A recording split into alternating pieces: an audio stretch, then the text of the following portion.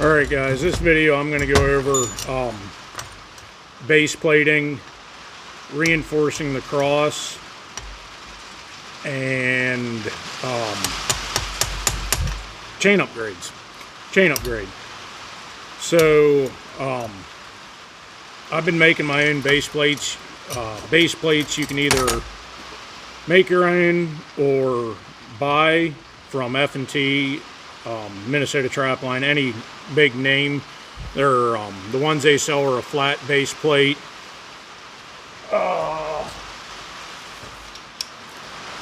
The ones they sell are a flat base plate with a D-ring. You just weld onto the trap. After buying a bunch of them and using a bunch of them, which are really nice, they really are very nice. I'm a cheapskate, so I started buying 3/16 rod from Surplus City, and I use this for a bunch of different stuff. I use it for making Sterling style swivels, very similar to the J.C. Connor rod swivels. Use them for jaw laminations on square jaw traps. The round jaw, it's easier to buy the pre-bent. And I use them for making base plates. So what I do, get my bender set up here in the vise.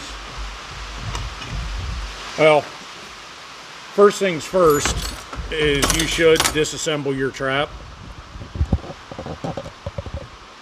So since we're replacing the chain anyways,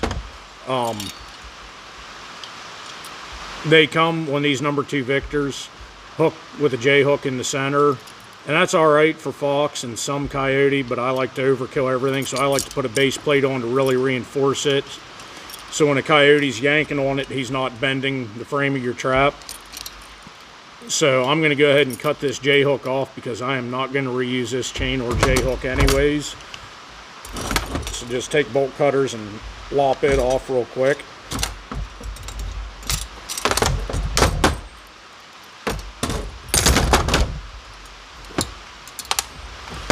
And then the other thing that you should do when you're welding this close to the springs is pop your springs off so you don't weaken them.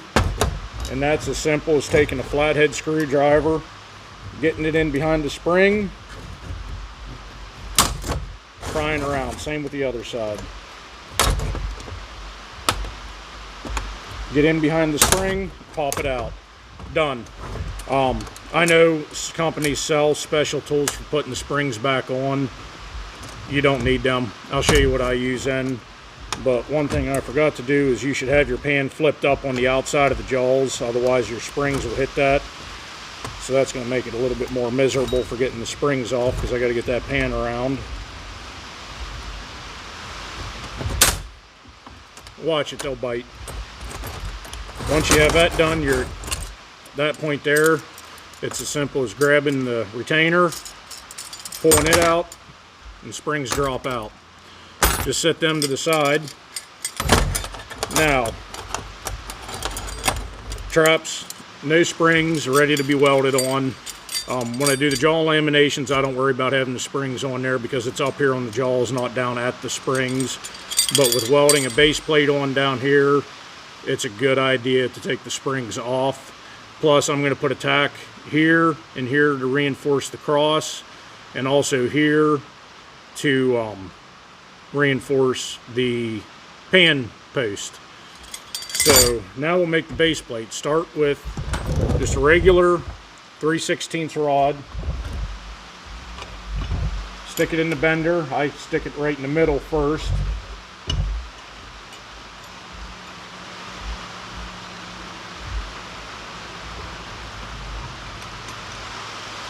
Put a bend in it about like that.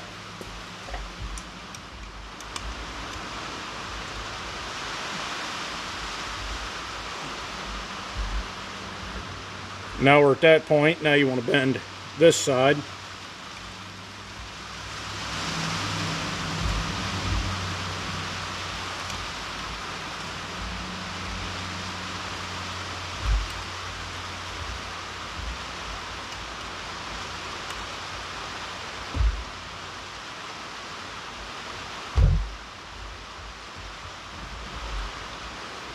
And now it's sort of got an awkward W shape. maybe Western mustache, something like that.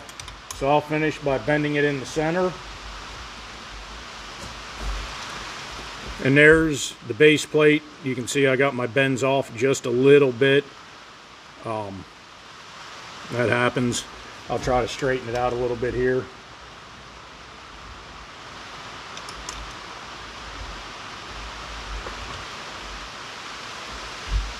Well, that's better. That's livable, but it's got a bad bow to it that way. So I'll just take it and stick it in the vise and straighten it.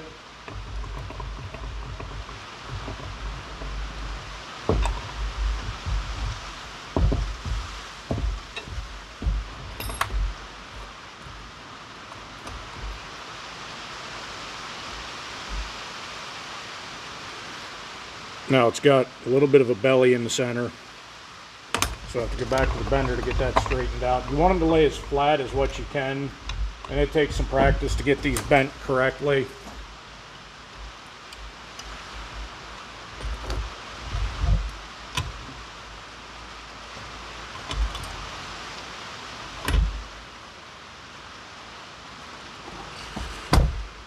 Alright, I got that one royally screwed up.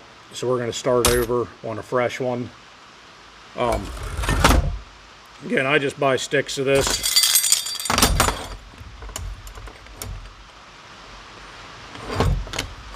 Mark it just to the length of the trap.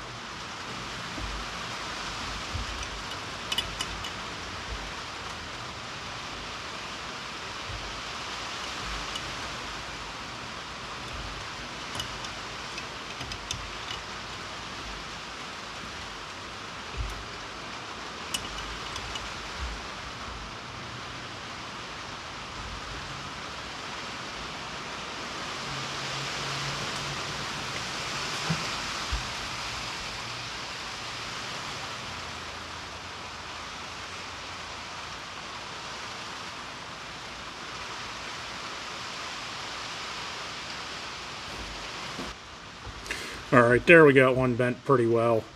So that's going to go right in the center of the trap here, like that. So I'll go ahead and get that welded on there.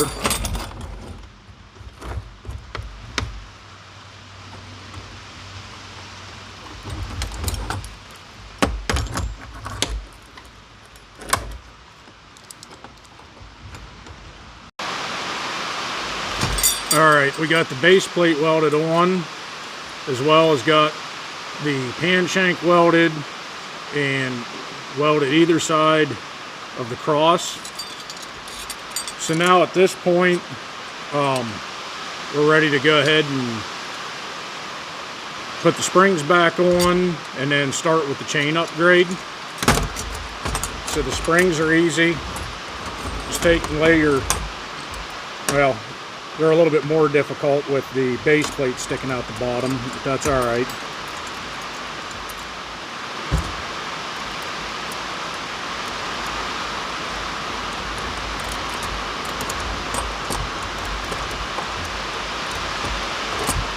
Again, remember to flip your pan up, unless you're an idiot like me.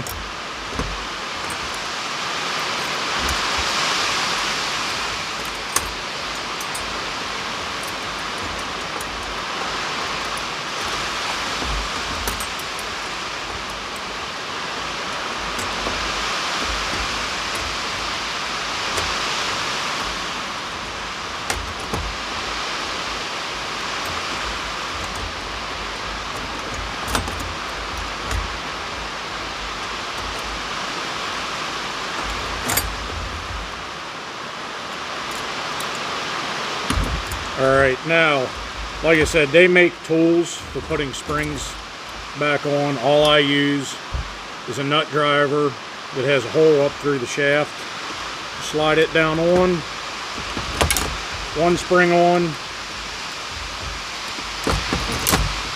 other spring on, just as simple as that, and you're done. Get the pan back down in there. Now, chain upgrades. So I used to use the MB Crunch Proof swivels. I still do. I just don't use them right at the base of the trap because they're a lot bigger and it makes it harder to bed this trap. What I've started doing is making my own Sterling style nail swivels, and that'll be the first thing to go on. And then a J-hook.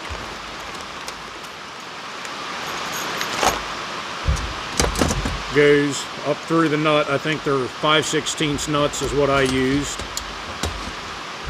And then for my setup, what I like, I don't run shock springs and I don't run overly long chains. And again, you don't need a special J-hook or S-hook tool to close these, just a pair of channel locks. I run 3 links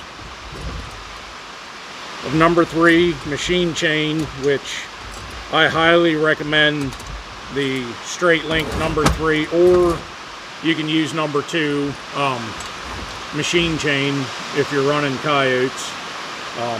Preferably number 3 American made. This is the number 3 MB chain. I run 3 links of that to an MB Crunch Proof swivel.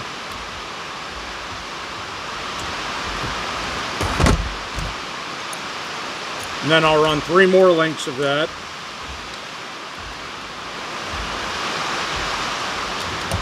to another Crunch Proof swivel.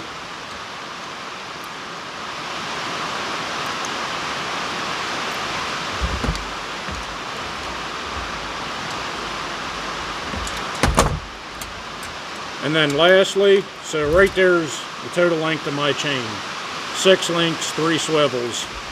The last thing I do is put 18 inches of chain on the last swivel, and I hope you guys can hear me. It's raining like crazy out here right now, and the barn has a steel roof. And then after that 18 inches, I put in just a regular super stake. I don't run rebar, I don't run wolf fangs, I run super stakes on every one of my footholds. I think these are called the Mighty S-hook. You can get it at F&T or Minnesota or wherever.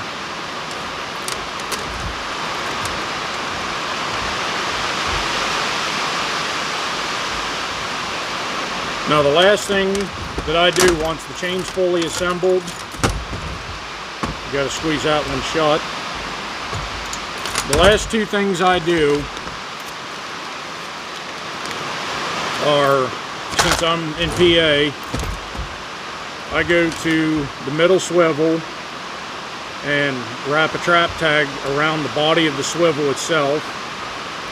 Again, I'm in PA, so we have to run tags. I'm running my game commission number that I got through the game commission instead of my name and address. And then the only thing left to do that I do is I weld a spot weld on every single J-hook, on the S-hook, as well as weld this swivel closed. So I'll go ahead and do that and show you guys what that looks like. Alright, I got this all welded up now. You can see the S-hook's welded both sides. And then the J-hooks all have 1 tack and the swivel's welded shut. I pull super stakes back out, that's why I weld everything. I don't want a J-hook opening up when a coyote's yanking on it. And the other reason I do it is if somebody would come along and decide to try to steal my traps, they're not getting them out without hooking them to their pickup or having a bolt cutter with them. So that's why I weld everything shut. So that's the chain upgrades and the base plate. Next video I'll go over jaw additions, jaw laminations, and what I do to prevent the jaws from popping out if a coyote's yanking on it. So, see you guys on the next video.